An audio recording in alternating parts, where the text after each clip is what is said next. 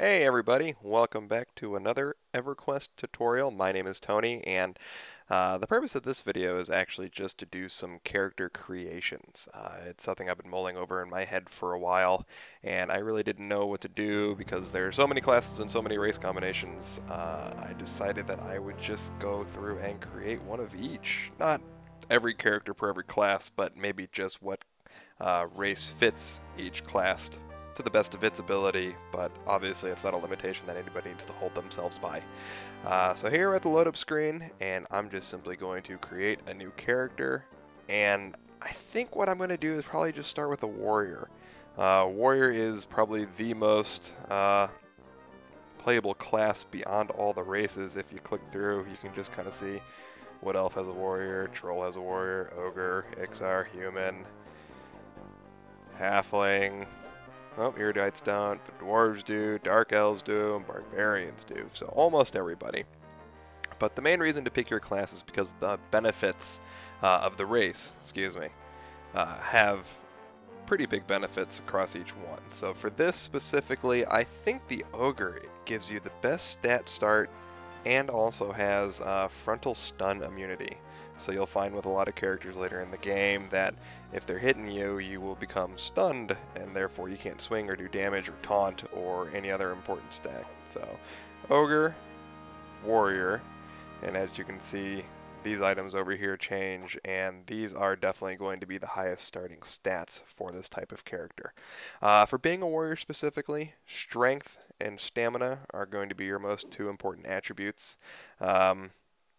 As you go down the line, you can see strength is going to be for how hard you hit, also how much you can carry. Stamina is effectively directing your HP or health points or hit points or however you want to call it. And I guess it also provides your maximum air supply when you're underwater. So there are a few underwater zones, and there's a lot of areas where you'll be holding your breath, but you should have enduring breath items at that point anyways, so kind of pointless. Agility. This is going to be for how often NPCs will hit or miss you. The higher agility, obviously, the better. Dexterity primarily deals with weapon procs. It's not the biggest deal with warriors. Definitely going for strength and stamina is going to be your priority. But wisdom, intelligence, and charisma don't affect this class at all. Wisdom and intelligence are primarily for casting classes, and charisma deals with a few classes specifically, but I'll get into those when we get to those character creations. So for this, I'm just going to dump as many points as I can into stamina to start. I believe it's 15. Oh, okay, so it'll get me up to 150. Got 7 points left, and I'm going to put those into strength. So I find it's much easier to get strength items versus stamina items, especially later in the game. So for starting out, I think that's going to be your best bet. When it comes down to deity, with EverQuest in general, it's usually just a good idea to stay agnostic. Anything longer than that, or anything different than that usually just gets you into trouble. There are a few deity-specific armor items, but again, as far as endgame goes, it's probably something that'll just get you in more trouble than actually be beneficial. So let's just get ourselves a quick name and jump right into this so I can stop talking, although apparently I love the sound of my own voice, and hey, why else would you make this video unless you just want to hear yourself talk all day, right? So as soon as this loads, we're going to jump into the home city of Ogik. It's the ogre hometown. It's an ugly little place. You start up on top of this hill, and gosh, I hate this UI, so, oh, that's right. So first things first, I'm going to load myself up a skin. This is something that's available on the Project 1999 website. I highly recommend you go and grab it. As you can see from one boom to the other, it looks way better, but we need to get rid of some extra stuff. So let's just get rid of that hotkey, move that around, just so I can do this tutorial without driving myself absolutely nuts. So, but while we do this, I'm also going to move to the Warrior Guild. So if you watch my other video, I had a video that was for a monk, and with that monk we went to the guild to start, turned in the item to get my first starting item, and a little bit of experience. With that here, it's this tattered note, and you go Guntrik, give note. So we're going to go to him and we're going to give him a note. If you noticed, I went down the hill, to the right, over the hill, and now we're here. And we're just going to wander right through here, and we should end up at the Warrior Guild here in just a sec. While we're doing that, multitask, shrink this window down, move this here, move my targeting window right there, group window all the way over there, and action window down in the bottom right. Okay, so now I've got myself a good field of view, and I also happen to arrive in the Warriors Guild. So here's Mr. Guntrik. We're going to click on the note, give that to him, give window. Fabulous quest completion music. I'm going to equip my tunic, going to equip my little short sword to start, and now we can actually go back out and get killing. So that's how you're going to gain your experience primarily in this game. This is not a questing game. It is to a degree, but you're not going to get your experience that way like you do in modern day MMOs. Which way is out of here? This way is out of here. So if you get confused during the video, you can also just, pause and stop and try to line yourself up on where you need to go. There are maps available on the wiki too, which I highly recommend you go through because otherwise this just gets confusing as can be. With that, if I hit the M key, you'll see the map has been disabled on Project 1999.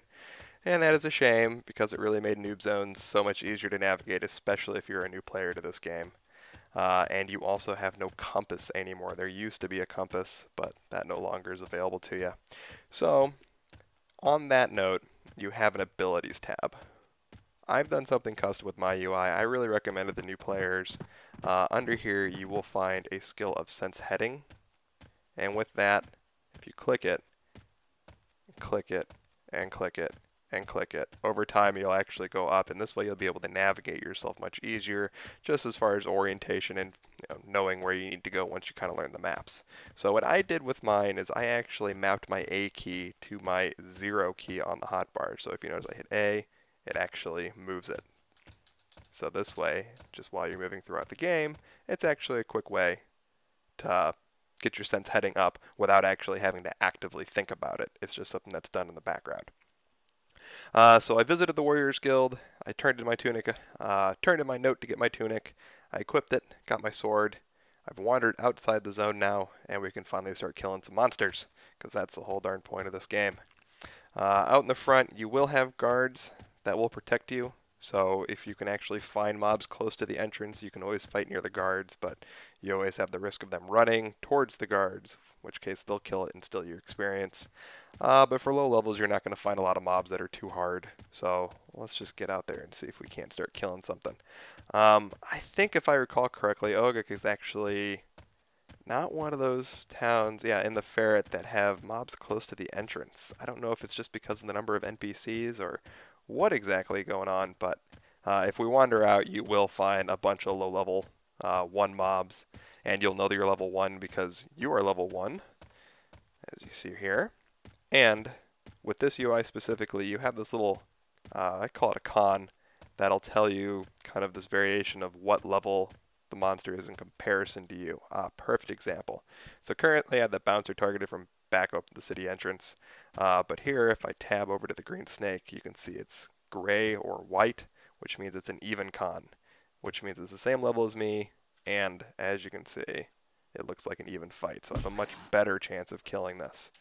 So I turn on my attack, I kick, I taunt, and hopefully, if I can get a couple of good swings in, it'll be an easy, breezy kill. Alright. So I gained 9% actually. So you can see right here your XP bar, tell you how much you get per kill. No loot on the snake. But that's it. That's your character creation for the warrior. From here on out, you're going to just run around and find low-level mobs. Hopefully get a few more than I can. Oh, I hear somebody walking around. Where is he? Oh, he's gone. Oh, well. Okay, but really, that's it. Oh, there he is. Just try to kill as much as you can, get a few levels, go on, group, and the rest of the game really begins. As far as more information goes, I would always direct people to Project 1999 Wiki. It just has loads and loads of information. So, this has been Tony. This has been my tutorial on making a warrior who happens to be an ogre, and I hope everybody's had fun. Thanks.